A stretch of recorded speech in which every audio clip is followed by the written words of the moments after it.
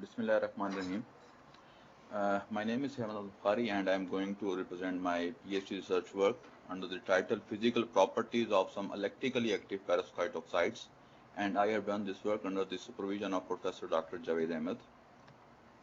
The outline of my talk is given below, and first of all I will give you an idea about the motivation behind my work, and then I will introduce regarding the basic definition of multifracs, and then I will discuss the structure of RMN205, which is a family of a multifrac. And mainly I have used 4 samples in my PhD thesis, and one of them is the single crystal GdMn205.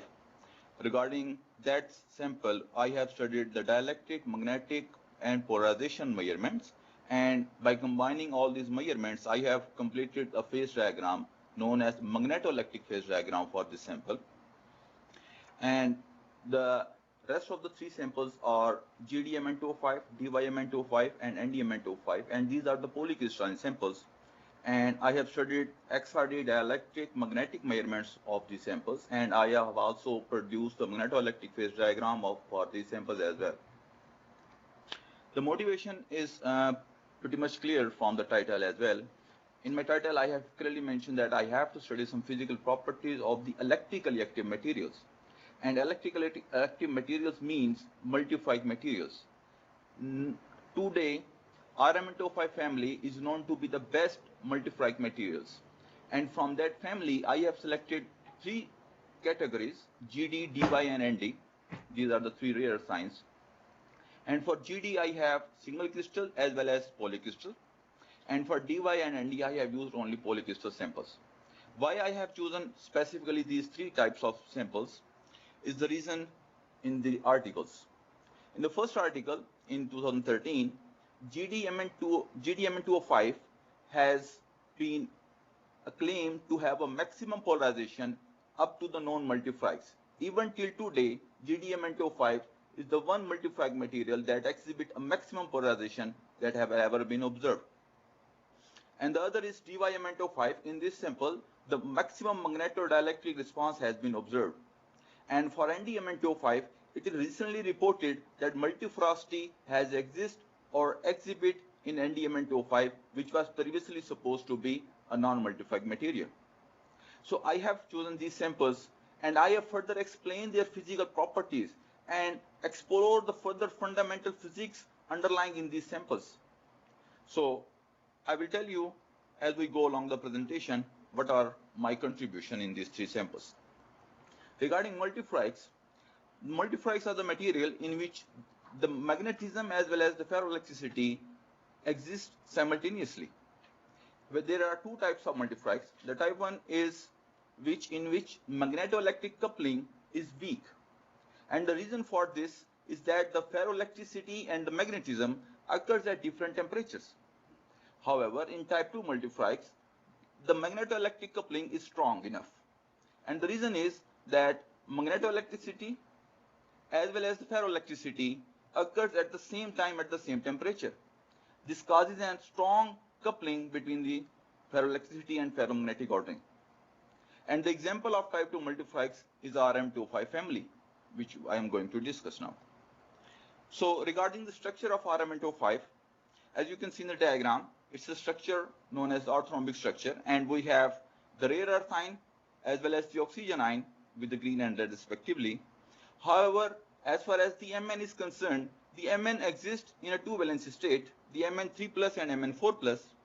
As you can see in the right hand side, the Mn4+ actually exists in the center of an octahedral position, forming a cage of octahedra. However, Mn3+ is in the center of a pyramid of the oxygen cage. So these are the resultant discussion. First of all, I will discuss the results of single crystal GdMn205. As you can see in this figure, and the very left hand side on the very top, we have this single crystal having area of 14.2 millimeters square and the diameter of about 0.5 millimeter. This single crystal was a C-cut axis, and we have started our measurement along C-axis, and unfortunately, by applying a magnetic field of about 14 Tesla along C-axis, the single crystal was broken. And the broken pieces of the single crystal was sketched in the figure below at the left corner. in the bottom. And from these broken three parts, we have used further upper part for the A-axis measurement and the lower part for the B-axis measurement by cutting and stacking them for our further dielectric, magnetic and polarization measurements. And the single crystal was actually borrowed from the same group, the Chuang group, who have reported the maximum polarization in GdMn, and the reference of that article is given in the below of this slide. So these are the results at zero magnetic field for GdMn along A-axis. This dielectric curve clearly shows that if we measure the dielectric constant from 50 to 2 Kelvin, we can clearly see four types of transitions, namely Tn1, Tn2, Tc and Tgd. As far as the Tn1 is concerned, it is a temperature where nil transition temperature occurs. And right above that, there is a small change in the dielectric constant, and we name it at Tn2. Well, the story of Tn2 is quite interesting, and I will tell you later on why we named that anomaly. And right after that, we have Tc, a short peak anomaly known as the ferroelectric phase transition. And in the very low temperature at around 11 Kelvin, there is a hump-like anomaly in the dielectric constant, and we name that anomaly to Tgd, that represents the alignment of the Gd moments. As far as the comparison with the reported data is concerned, there is a data on the right hand side. This paper was published in 2015, and the dielectric constant was also measured for GdMn single crystal, as you can see with the black circle line. However, if you see at the top of this figure, they have mentioned only two transitions, the Tn and the Tc.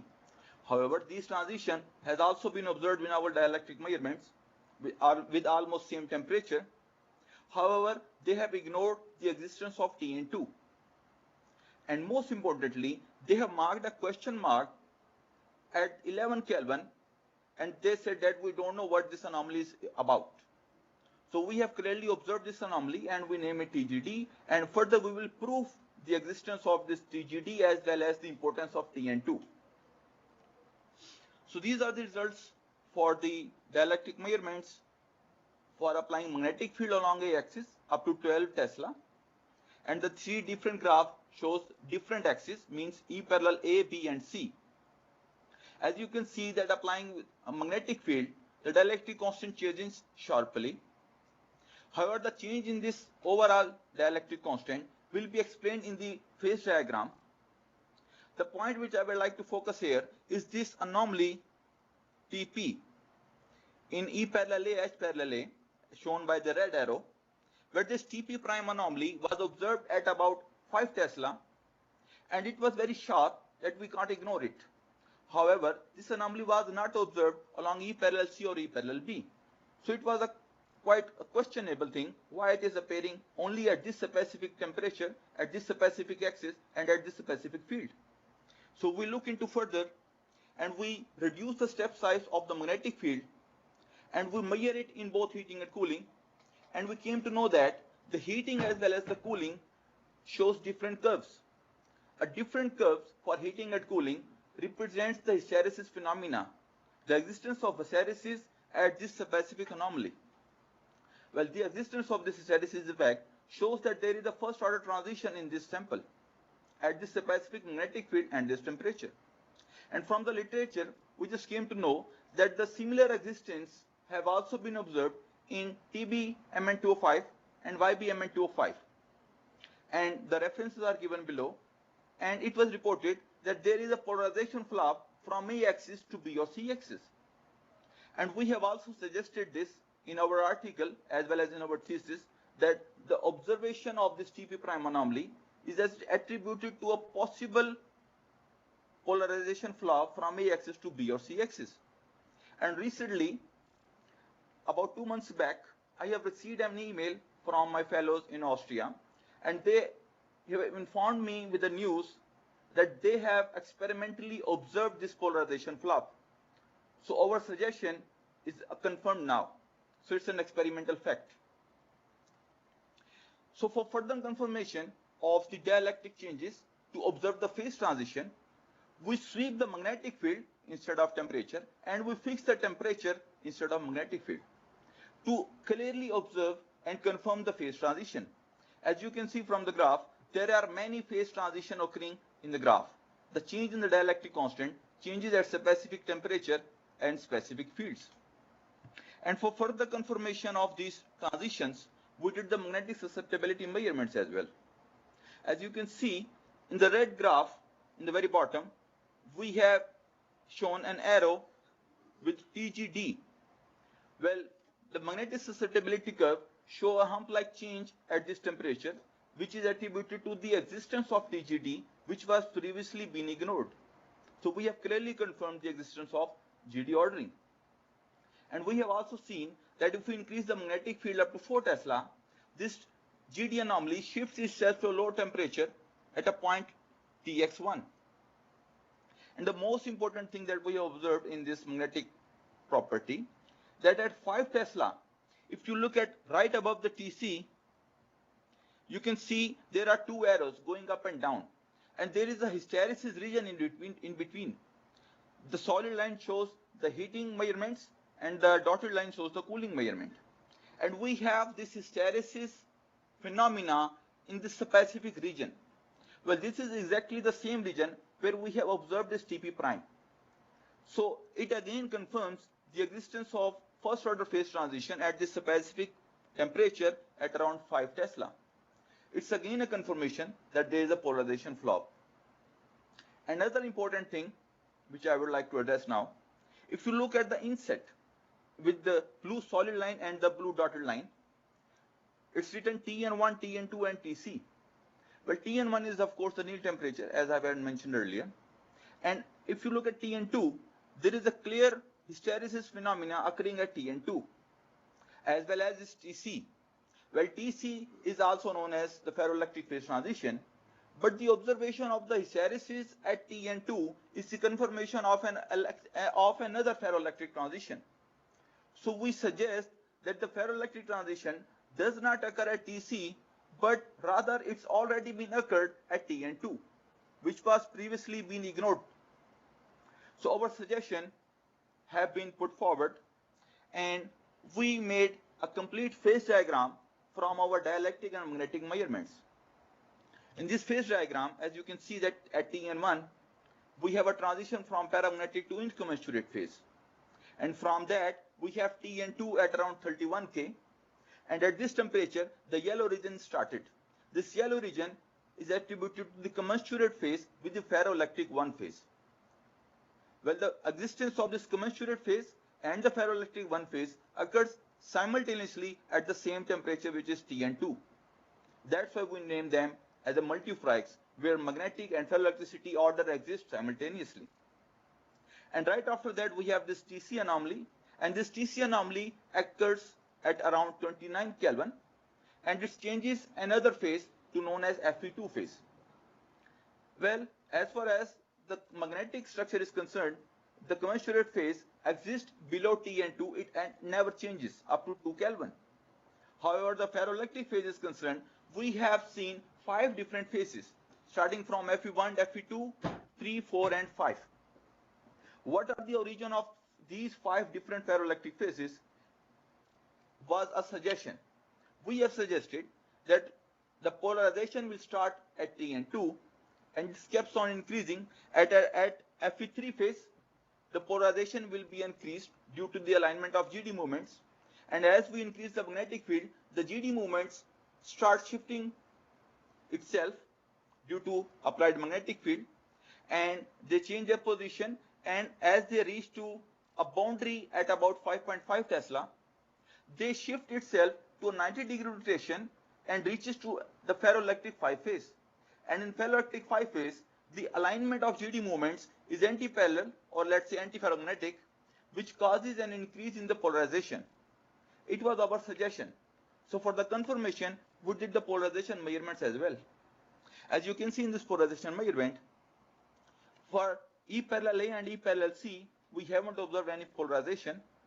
However, as far as the E parallel B is concerned, we have seen a hysteresis effect, as well as the polarization starts increasing at about 31 Kelvin. It's the same temperature where we have Tn2. So the existence of Tn2 named as ferroelectric transition has been confirmed by this observation. And we did the polarization measurements with increasing magnetic field as well. And as you can see, there is a change in the polarization with increasing magnetic field. As we reach to magnetic field of about 5 Tesla, you can see that there is a dip-like anomaly under the arrow of Tp prime. Well, this change in polarization was again a confirmation of the polarization flop, which I have mentioned earlier. The more important point is this: as you cross from 5 Tesla to 6 Tesla, you can see that the polarization curve changes at 20 Kelvin, named at Tx2. At Tx2 is the point where the GD movements has a spin flop transition and rotates itself to a 90-degree rotation. And that cause in the rotation of GD spin flop has an increase in the polarization. As you can see, after the 6 Tesla, the polarization increases and approaches to a maximum value. So we have drawn a comprehensive phase diagram including the polarization data as well, as you can see with the change in the color and the mark on the right hand side also. In the bottom you can see that we have the GD movements along Mn4 octahedra, and the GD movements were anti-parallel initially, and as we applied the magnetic field, they shift itself to a 90-degree rotation, as you can see in the very last region, which we name at ferroelectric 5 phase. So this shift in the GD spin flop actually attributed to an increase in the polarization. It was a very beautiful observation and a confirmation of our suggestion regarding the phase diagram. As far as the literature is concerned, as you can see, this phase diagram is also for GdMn 205 single crystal, and they measured the polarization with changing the pressure. Well, there are two discrepancies in this phase diagram. The first one is they have observed a second ferroelectric transition, but at a pressure of about 10 kilobar, as seen by the blue line in their phase diagram. However, we have suggested that the second phase transition for the ferroelectric phase transition does not occur at any specific pressure or any specific magnetic field. It already exists even at 0 Tesla. So that was our first contribution towards the improvement of understanding the GdMn 205 physics. And the most important point is their phase diagram ends at 25 Kelvin. However, our phase diagram reaches up to 2 Kelvin, which simply means that they have ignored the existence of GD movements. As I mentioned earlier, in the dielectric constant, they have marked the question mark in their dielectric constant, and they said we don't know what it is. And that's why they haven't mentioned anything about this low temperature GD anomaly in their phase diagram. But we have clearly observed this anomaly, and we have also confirmed that the maximum increase in the polarization is actually occurred due to the change in the GD spin flop, which occurs at about 5.5 Tesla. So that was our contribution in understanding the basic mechanism behind the maximum increase in the polarization of GdMn 205. We have also studied the dielectric constant for H parallel B axis as well, as you can see in these three figures along A, B and C axis, and we have also drawn a magnetoelectric phase diagram for H parallel B axis as well. As you can see in this phase diagram, the 5 different phases also exist in H parallel B axis. However, the Fe2 phase is much larger in region as compared to the one we have observed in H parallel A. Well, this increase in the Fe2 phase region is actually attributed to the axis. The A axis is the easy axis in GdMn 205. However, the B and C axis is the hard axis in GdMn 205.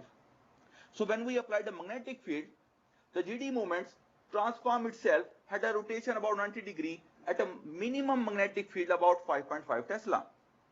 However, in B axis, we require a field of about 10 Tesla to rotate the GD moments. And that's why this Fe2 phase is bigger than we have observed in H parallel A axis phase diagram. We have also observed the dielectric constant for H parallel C. These are the curves, and we have also drawn the phase diagram for H parallel C. And the phase diagram looks quite similar, with having a maximum region for Fe2 phase, which ends at about 9.5 Tesla. And the work that I have represented to you has been published in Physical Review B under the title Magnetoelectric Phase Diagram of Multifractal GdMn 205. So now I would like to discuss about the polycrystalline sample, which are GD, Dy and NdMn 205. We have synthesized this sample by considering that we have the nitrates of the rare earth. It can be GD, Dy and Nd, as well as the Mn nitrate, and we mix them or solve them in 100 milliliter solution. And we have also taken the solution of citric acid as a chelating agent, and we'll combine these solutions and put them on a stirrer at about 80 degrees centigrade for 2 hours. And this solution transforms itself into a gel form and further the gel was kept at about 150 degrees centigrade for about 2 hours, and the gel was successfully transformed into powder, and this powder was further kept in a furnace, and we sintered this powder at 1000 degrees centigrade for about 6 hours. And we finally make the pellets for our further measurements. And the same procedure has been adopted for Dy and NdMn 205. This is the XRD pattern of GdMn 205, and we did the ritual refinement to confirm its phase. As you can see, the red line shows the observed or the experimentally observed XRD pattern, and the blue line is the calculated one, which you can see with the small shades in the red region because it's fitted on the red region. And in the bottom we have the Bragg reflection. This Bragg reflection is actually adjusted according to the structure of GdMn 205, which is orthorhombic PBMNA. And in the bottom we have the difference of the experimental and the observed data, and you can see that we haven't observed any kind of impurity peak in the difference, which confirms the single phase of GdMn 205. And we have also calculated the latest parameter after the ritual refinement, which are given in the inset. We have also measured the dielectric constant for our polycrystalline GdMn 205, and the figure shows that we have observed 4 main transitions: Tp, Tn, Tc, and the Tgd at the very bottom at low temperature. As well as the Tp is concerned, I will discuss later. However, the Tn is occurring at around 40 Kelvin, which is the same temperature as we have observed in single crystal GdMn 205. We have a sharp peak at Tc, as well as in the low temperature we have observed this Tgd anomaly as well in our polycrystalline data. However, a comparison is concerned. A polycrystalline GdMn 205 was studied in 2009, and the dielectric constant was given in figure with the black line.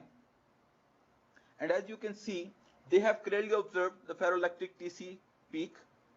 However, they haven't observed the low temperature Tgd anomaly.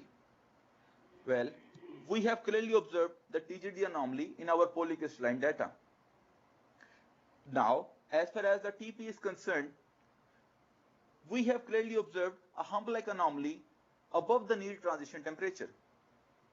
Well, we were not expecting this to be here at this temperature. As far as above the needle transition temperature, we have the paramagnetic phase, and in the paramagnetic phase there is no alignment.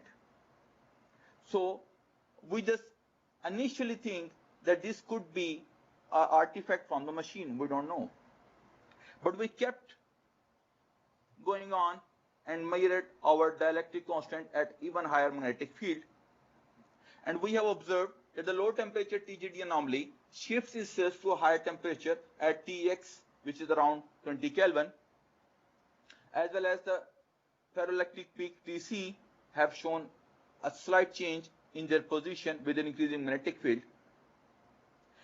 However, most important thing that we have observed is that the existence of Tp anomaly shows a change with an increasing magnetic field.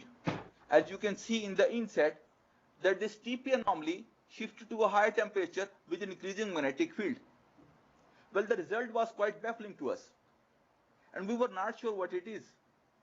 And we compared, of course, with the data, and we have observed that at Tx, they have also observed the Tx at 19 Kelvin, and the ferroelectric peak was also there. So the spectrum below 40 was quite similar as already reported, except the observation of TGD anomaly. But they haven't shown the spectrum above 50 K. But we have observed this TP anomaly, and it was not reported in any literature that such kind of dielectric behavior exists at this temperature.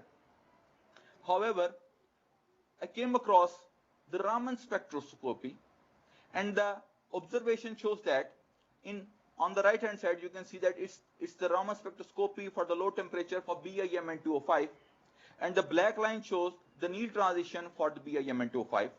However, right before Tn there is a blue dotted line with the T star, which shows that there is another transition temperature, and the Raman phonon shows a change in their behavior at this temperature, and this is the same temperature where we have observed our dielectric anomaly TP. And this observation was not only observed in BIMN 205, such changes in the phonon has also been observed in EUMN 205, and even recently in 2017 it's also observed in HMN 205 as well as in TBMN 205. This shows that the observation of such anomaly even above the Neal transition temperature is a common characteristics of RMN 205 family. And these people have attributed this change in phonon spectrum to a structural changes in RMN 205, or possibly a magnetic correlation that exists even in the paramagnetic phase. So for the confirmation whether it is a confirmed dielectric anomaly or a phase transition or not, we did the frequency dependence. As you can see in the upper panel, we have observed this TP anomaly at 10 kilohertz, and in the lower panel we have observed at 1 megahertz. So as you can see, with the increase in the frequency, the main TP anomaly peaks start disappearing itself. Well, this kind of disappearance or the change in this TP anomaly confirms that it is not a ferroelectric phase transition. It's not a confirmed phase transition. It is something related to any kind of slight magnetic structure or the structural changes in this sample at this temperature, as people have already observed such kind of changes at the same temperature in other RMN 205 with the confirmation of Raman phonon changes. However, we have the single crystal GdMn 205, and we have observed that this TP anomaly was not observed in single crystal GdMn 205. So it was again a big question that why not in single crystal? Why we have only observed it in polycrystal? And then I came across this book in the Dielectric Phenomena in Solids by Cow at the page number 75 and 157 as well. They have reported that such kind of space charge polarization only can be observed in polycrystalline samples or the amorphous samples, but it's hard to observe such kind of changes in the single crystal data. And that could be a reason that why people haven't observed such kind of changes in their observation, because most of the time they use only single crystal. And as far as the polycrystal is concerned, they might also ignore this by considering that it is a kind of artifact. But we have focused it and we claim it. For further confirmation, we did the magnetic susceptibility data as well. As you can see on the right hand in part C, the TP is there, but there is no change in the magnetic susceptibility, as well as confirmed from the derivative of the magnetic susceptibility. However, we have confirmed that the phase transition, the Neal transition, occurs at around 40 Kelvin. We have confirmed this in our single crystal data, as well as in this polycrystal data. You can see in the figure in part D that the zero field cooling and field cooling showing a spread out at about 40 Kelvin. Well, this confirms the existence of Neal transition temperature. However, previously it was reported that the Neal transition for GdMn 205 in polycrystal GdMn25, it is observed at 55 Kelvin. It was quite questionable and very confusing for us in our starting measurements that we haven't observed something at 55 K. So we came to know that their observation was not quite correct, maybe, but I'm not saying anything against them. But we have clearly observed Tn anomaly at 40 Kelvin in our polycrystalline GdMn25 as well as in single crystal GdMn25.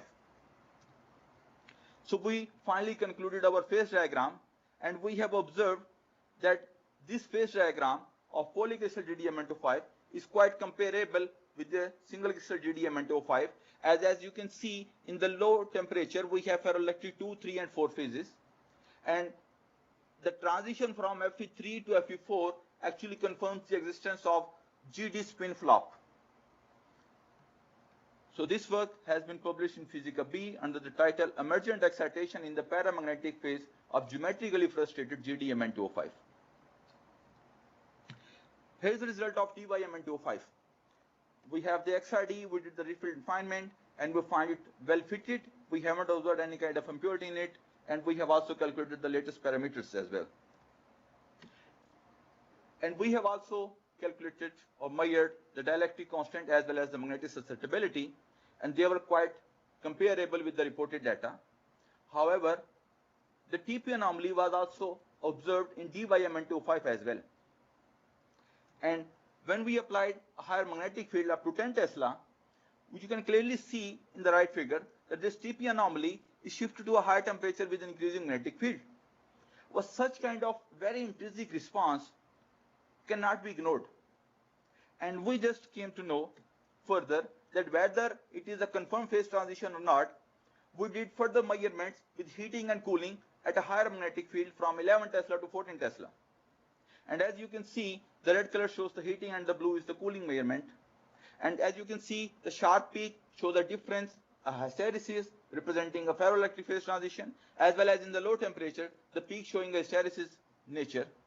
However, the TP anomaly is concerned, as you can see in the inset, this TP anomaly is not showing any hysteresis effect, which means it is not a first order phase transition. It is not a ferroelectric phase transition. It is not related to any kind of phase transition. And we also came across this observation that the similar changes in DYMN205 has also been observed, not only in Raman phonons as well as in IR phonons. As you can see in the upper figure, it's an article from Physical Review B in 2008. They have observed that this red squares shifted itself even before the need transition, which is the black line. And as well as they have also been observed in the Raman spectra with the as shown in the lower diagram. So the observation of the phonon changes in the IR and Raman, the temperature is quite similar as where we have observed our TP anomaly in the dielectric constant. So the observation of such changes in the paramagnetic phase was not already reported, and we were the first one to observe such kind of changes, and we have successfully explained it and confirmed it that it is not a ferroelectric phase transition, it is a magnetic correlation or due to structural distortions. We have also drawn the magnetoelectric phase diagram for DYMN205, and we have also observed that this phase diagram is quite comparable to the reported phase diagram.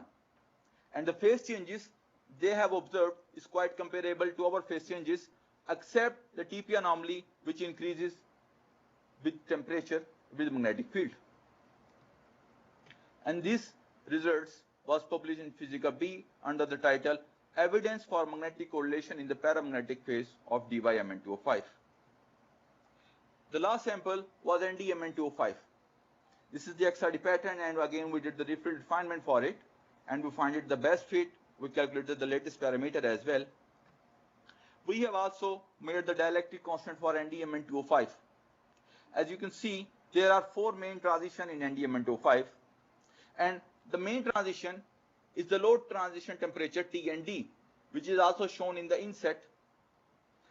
And we have compared our dielectric constant with the reported dielectric constant for polycrystalline NdMn205. It's recent reported in 2016, but their dielectric constant is quite comparable to our. However, they stopped their measurements at around 10 Kelvin, but we did up to 2 Kelvin, so we have clearly observed this T and D anomaly. As far as the anomaly, TP anomaly is concerned, in NdMn205, we haven't observed it. We increases the magnetic field, and we have observed that the low temperature T and D anomaly shifts itself and smoothly vanishes after a field of 3 Tesla. However, as far as the paramagnetic anomaly is concerned, that we have already observed in GdMn205 and NdMn205, it was not observed, in NdMn205. As you can see in this figure, there are no peak-like anomaly from 50 to 60. So it was a question for us. We were considering that such kind of changes in the dielectric constant is a common characteristics of RMN205 family.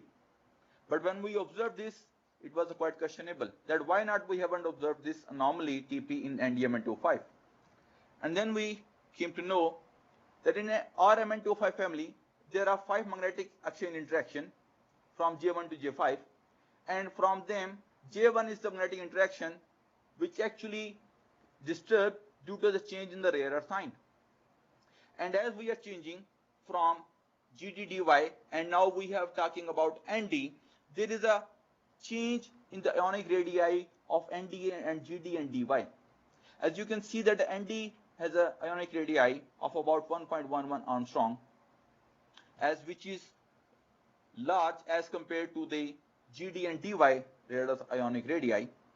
So that change in the size of the Nd actually causes a change in the J1 exchange interaction, which actually changes the magnetic structure around J1 interaction, and this leads to the disappearance of the TP anomaly in NdMn205. And it is our suggestion that you will never be able to observe the Raman-Fonon changes in NdMn205 as people have observed in B, EU, BI or HOT BMN205, which are the small rare earth ionic element. So we have also drawn our magnetoelectric phase diagram. As you can see in this phase diagram, we have observed this low temperature T and D anomaly, which shifted or smoothly vanishes after 3 Tesla, and with comparison to the neutron diffraction at 0 Tesla, our phase transition was quite comparable with the neutron diffraction phase transition, which was reported in 2016 PRB letter, PRB RTO. So this work was published in Chinese Physics P under the title Magnetoelectric Effect in Multifractal NdMn205. So now I'm going to conclude my work. First of all, we have clearly drawn the magnetoelectric phase diagram for GdDy and NdMn205, and moreover we have produced a full set of magnetoelectric phase diagram for single crystal GdMn205 along every axis, along A, B and C.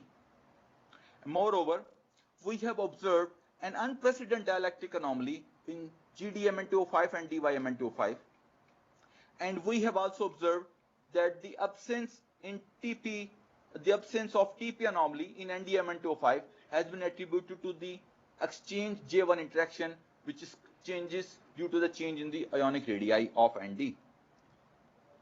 So we have compared our polycrystalline data, the 3 samples Gd, Dy and Nd.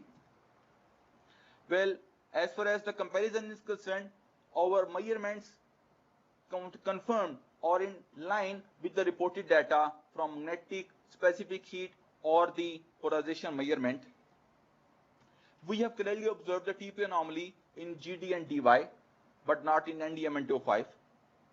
However, the rare earth ordering, the low temperature ordering, has been clearly observed in Gd, Dy and NdMn205. And we have also observed that all the phase transition show a decrease in the temperature with increasing ionic radii. So it's a comprehensive analysis that if we consider any other rare earth element in between Gd and Nd, the response of the phase transition will lie in between.